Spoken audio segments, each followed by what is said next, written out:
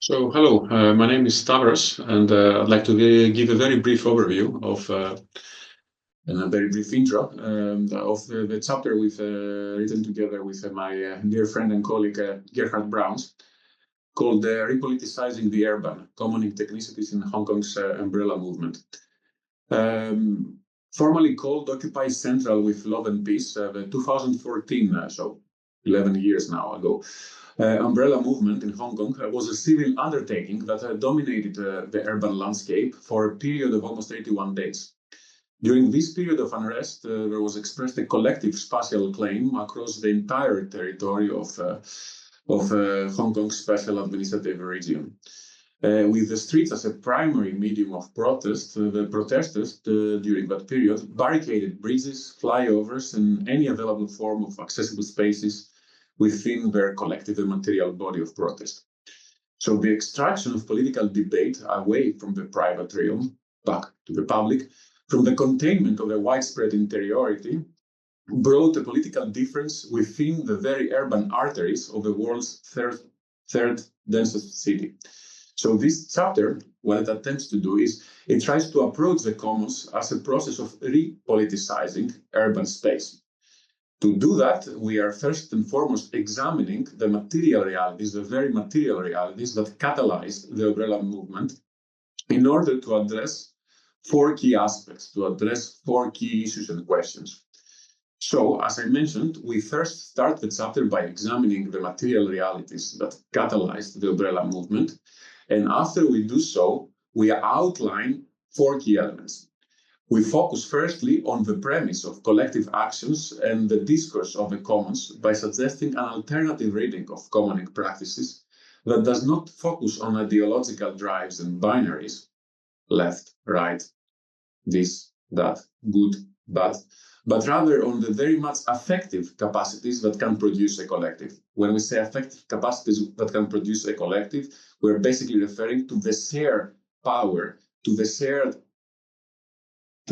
capacity to do and to be done, that in its actualization produces the sense of belonging, produces the sense of collectively belonging somewhere.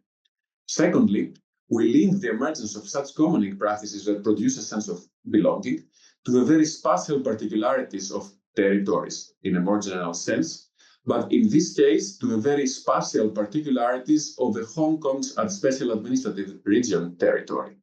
We connect directly to the Deleuze and Guattari's understanding of territorialization processes, paving therefore the way for understanding of urban space that challenges any binary between interior and exterior, and therefore any binary between private and public. Thirdly, and consequently, we follow philosopher Gilbert Simondon in exploring these notions of interiority and exteriority, not as fixed terms, not as fixed spatial terms, but rather as animated, live, and interchangeable conditions where culture and technology merge with one another to allow for the unfolding of affective and transformative practices of commoning. In order to be more specific, we would call it of commoning technicities. Technicity is a term that tries to understand in a non-reductionist manner all the elements that are involved in environmental change. So it tries to approach changes in the environment, and in this sense, it tries to approach these commoning, belonging practices from the perspective of both the people that are involved, of both the technology that they deploy, and of the environment that this technology affects. So a technicity, in this sense, a commoning technicity, involves always at least three elements: people, technology, and environment, all changing one another. So through focusing on commoning technicities, we reanimate the discussion of the interior and the exterior in order to finally and fourthly propose a folded and membranic understanding between the interior and the exterior. A membranic understanding that poses the importance of the umbrella movement as an urban event. In other words, what we do claim in the end of our chapter is that the umbrella movement and its commoning technicities effectively challenged a profound interiority, a profound privatization that captures all forms of urban life and prioritizes solely on what is of an isolated privatized interest to each one of us alone, individually.